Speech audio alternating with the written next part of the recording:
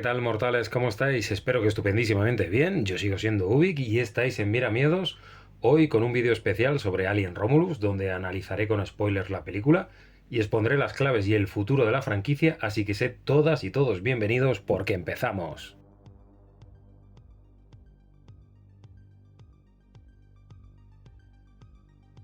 Vamos a ver, entiendo que visteis todos la película y que ya conoceréis mis impresiones al haber visto mi crítica sin spoilers en el canal. Así que, avisados todos, spoilers por todas partes. Y aclarado esto, y dejando a un lado los cómics y videojuegos y las dos películas de explotación de Alien vs Depredador, que quitando al Predalien no daban nada nuevo, más que por la parte de los Jaujas o depredadores, usando a los xenomorfos de meras criaturillas a las que liquidar. Quitando esto, ¿cómo queda afectada la saga de Alien con esta Alien Romulus? Porque si bien es cierto que no era necesario todo este aglutinamiento de la saga y este homenaje constante a la misma, Fede Álvarez y los suyos han creado esta película con la firme intención de darnos esa esencia de las películas originales, pero asimilando toda la saga al completo y evitando caer en las incongruencias de las dos últimas películas de Ridley Scott, Prometheus y Alien Covenant,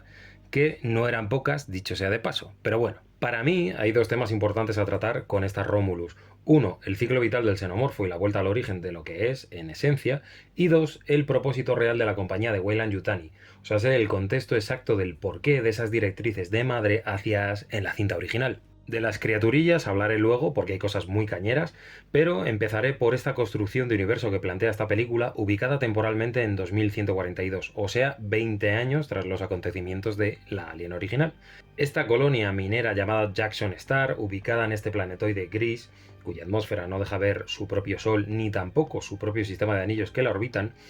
tiene al parecer el mismo problema que todas. Y es que por muchos años que lleven trabajando sus procesadoras de atmósfera, no hay planeta, planetoide o luna que no sufra con cada nuevo ciclo una serie de bajas importantes en su población de colonos. Enfermedades y epidemias varias, así como desastres naturales propios de cada colonia, están lastrando el avance y la idea de expansión colonialista de la megacorporación encargada de la misma, el coloso Weyland-Yutani, presentado en la secuela original de Aliens de 1986 a cargo de James Cameron. Ojo no confundirla con la Tyrell Corporation, compañía rival en la creación de androides y personas sintéticas de Blade Runner, para la que algunos trabajadores de Weyland ya habían prestado servicio con este guiño a la película de Scott de 1982. Pero volviendo al problema de Weyland-Yutani y Alien Romulus, es evidente que los seres humanos carecen de las capacidades naturales para afrontar con éxito la tarea de establecerse de forma duradera en esta carrera por sobrevivir al hostil y vasto universo. Todo esto queda expuesto por los diálogos de los propios colonos protagonistas y su intención de escapar de Jackson Star por negarse a morir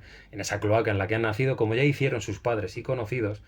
De ahí que su plan sea llegar al planeta Ibaga, que está fuera del dominio de Weyland-Yutani. Y además queda bien claro en las verdaderas intenciones de esta compañía, verbalizadas por el androide Rook, en ese laboratorio Romulus de la Estación Renacimiento, donde revela que el propósito real de Weyland es otorgar ese salto evolutivo necesario a la genética humana para que ésta prospere allí donde no lo está haciendo. ¿Y cómo serían capaces de llegar a todo esto? Bueno, pues asimilando las características del organismo vivo más capaz y perfecto con el que se hayan topado en el vasto universo, aquel cuya perfección estructural solo se puede equiparar con su letalidad. Ahí es donde radica la importancia de esta saga. Cómo intentar evitar la crónica de una muerte anunciada, que también ejemplifica ese cuadro que nos enseñan en la estación espacial. Cuadro que se trata de Vista del Ayuntamiento de Marsella durante la peste de 1720,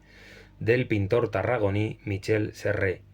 que pintó en 1721 en su serie sobre la peste que asoló Marsella el año anterior y de la cual el pintor fue testigo, y donde Fede Álvarez incide en un plano detalle en una de sus escenas en la que se puede ver a un bebé intentando amamantarse del pecho de su madre ya muerta. Y aunque pueda tener muchas interpretaciones, es evidente que para Weyland-Yutani es el ejemplo de que el progreso, en el caso del cuadro el comercio expansionista, lleva consigo unas consecuencias que podrían ser inasumibles para las futuras generaciones si no están preparadas. No se puede contar con un futuro si el presente es asediado por la muerte con cada intento de avance de la humanidad. La compañía ansía por encima de todo la evolución de los seres humanos a algo mejor que permita establecerse con éxito en todas esas colonias donde ya han llegado y donde aún no han sido capaces de desarrollarse,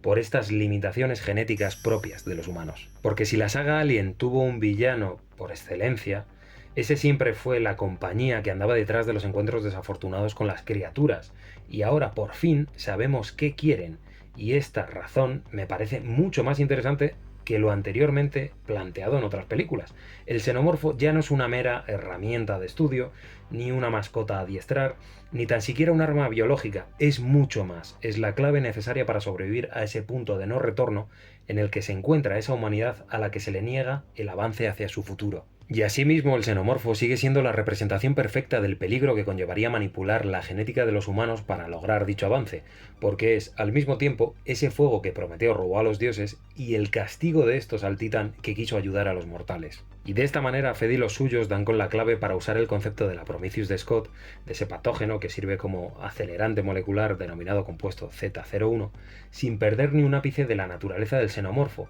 porque este es la fuente de la que se extrae dicho compuesto y la forma de vida cabrona que evoluciona y se adapta molecularmente a la hostilidad del espacio. Ideas similares se vieron en los cómics, aunque aplicando conceptos diferentes y no provenientes de las películas, pero aquí se ve el porqué del interés en esta especie con lo planteado en las precuelas de Scott, que aunque no hiciese falta, hace que la franquicia cobre mayor entidad, sobre todo por tener esa habilidad de evitar las incongruencias de Covenant, que tenía un guión que no sabe muy bien qué quiere contar y que además se autoboicoteaba empeñándose en concebir al xenomorfo como si fuese un arma. Y además salvando la pobre idea de adiestrar aliens que tiene la Alien Resurrección de 1997, película la cual llega incluso a homenajear con la concepción de una criatura mutante, pero aplicando el concepto explicado del comportamiento aún inestable del compuesto Z01, haciendo que el homenaje sea realmente a los ingenieros de Prometeo. Y si a esto le sumamos las nuevas características de los xenomorfos, hacen que esta franquicia vuelva a estar más viva que nunca. ¿A qué nuevas características me estoy refiriendo? Bueno, pues evidentemente son esas capacidades de sobrevivir al vacío absoluto y también la de cambiar su metabolismo a placer según sean sus necesidades o requerimientos en ese momento. Esto ya justifica que en la Alien original la criatura evolucionase de esa forma y que tuviera la intención, tras ovomorfizar o convertir en huevos a sus víctimas, de echarse una siesta hasta encontrar nuevas víctimas a las que impregnar. Siendo una criatura parasitaria y completa, evolucionada para salir adelante a base de asimilar la genética de sus pobres víctimas, que también se comportaría de la manera eusocial, como desarrollaron en la secuela de Aliens del 86, con una reina y su prole, como si de hormigas o abejas se tratase, por ser este un modo más eficiente de multiplicación de la especie que se puede dar en una colonia llena de víctimas, como lo fue LV-426 en el año 2179. De hecho, imagino que lo sabéis, pero en el guión original de Aliens había más tipos de xenomorfos que los denominados Alien Warrior y la reina alien en su fase adulta. Juraría que en la novelización de la película sí que se mantuvieron, y estos eran descritos como más pequeños que los guerreros alien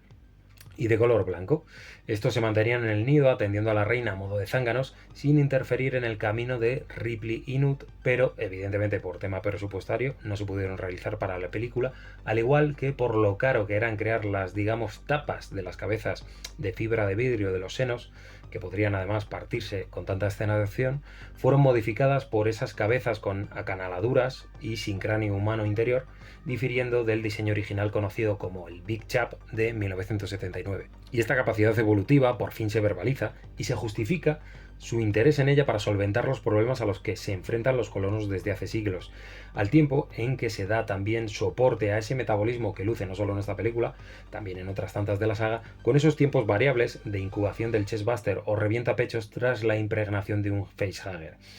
que aquí además nos regalan esa revelación de la metamorfosis de un capullo o pupa por la que pasan los xenomorfos para alcanzar la fase adulta, que es, para mi punto de vista, de lo mejor de la película a modo de nacimiento aberrante de esta criatura,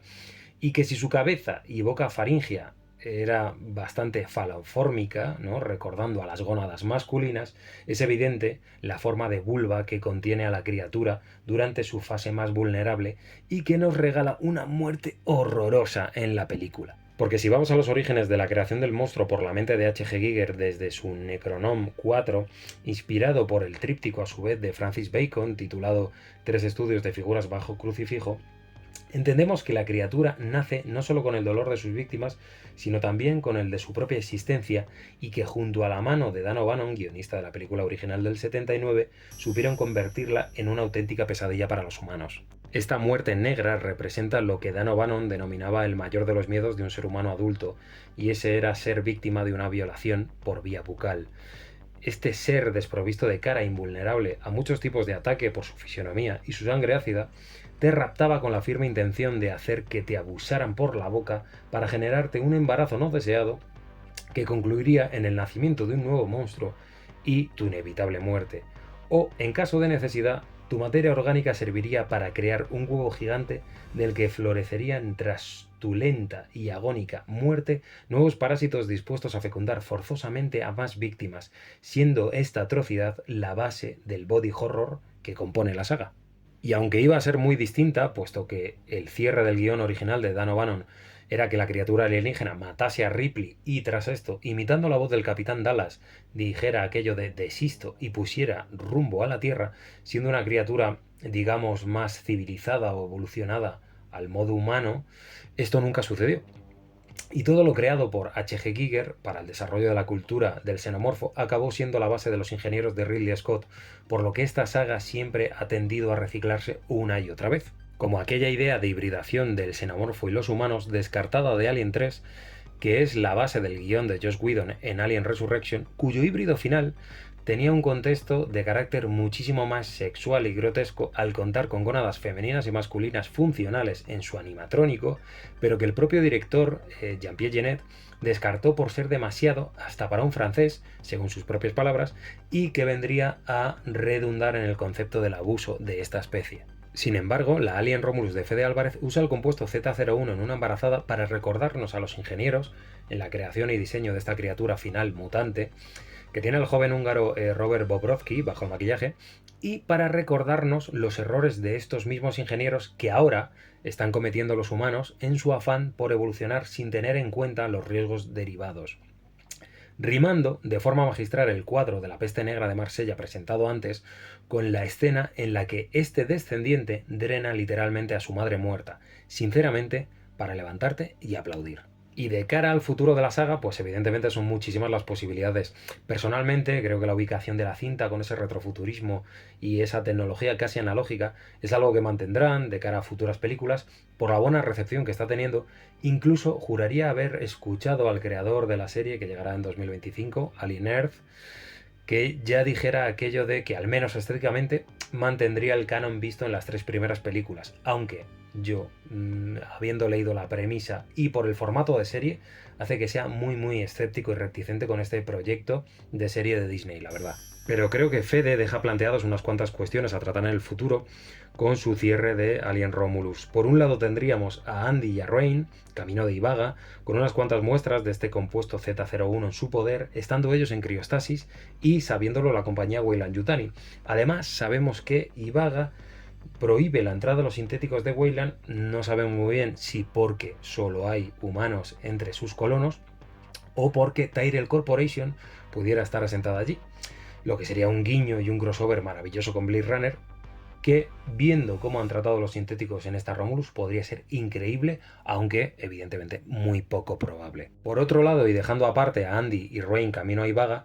Fede Álvarez ya dijo no ser reticente a incluir a los depredadores o Yautjas, sobre todo sabiendo que la secuela de la genial Prey de 2022, a la que volverá el director Dan Trachtenberg,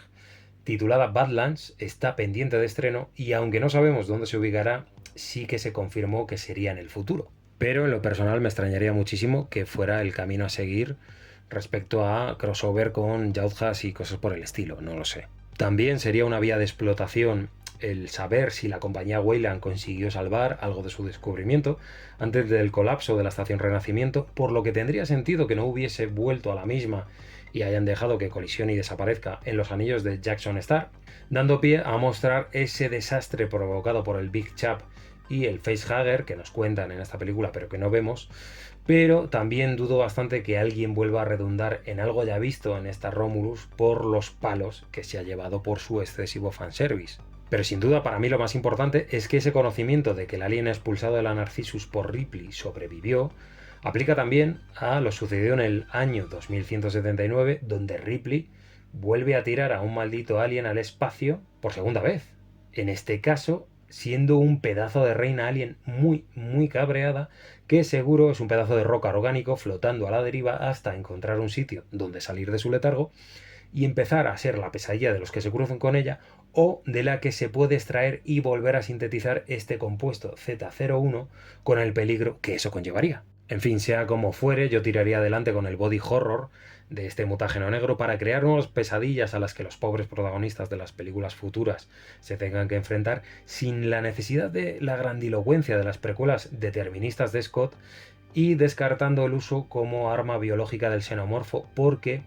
creo que las posibilidades son mucho más originales y variadas que si se redundase en este tema. De cualquier manera, si nos hacen un Begmins o Infested con distintos tipos de xenomorfo y gente pasando las putas, yo, sinceramente, tan feliz. Así que veremos qué depara esta franquicia y por dónde tira ahora que el trabajo de cohesión está hecho y que se ha demostrado que un presupuesto medio de una película categoría R destinada a un público de nicho aún puede ser un buen negocio. Nada más por mi parte, por lo que respecta a esta Alien Romulus. Muchísimas gracias por llegar hasta aquí, por comentar y opinar, por vuestros likes, suscribiros y compartir el vídeo. Ya sabéis que para más @miramiedos en Instagram, donde a no tardar os enseñaré alguna cosilla que estoy haciendo relacionada con las criaturas de Alien. Campanita para estar al día de nuevos vídeos. Nos vemos en el siguiente y haceos el favor de nunca dejar de mirar miedos. ¡Chao!